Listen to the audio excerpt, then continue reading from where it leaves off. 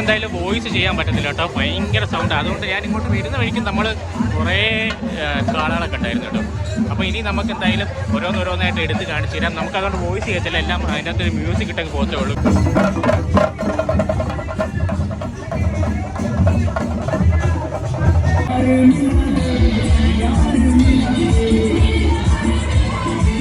എന്ന് വിനീതമായി അഭ്യർത്ഥിക്കുന്നു.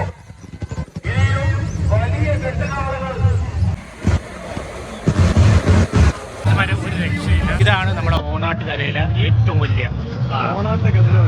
ഓണാട്ട് കതിര്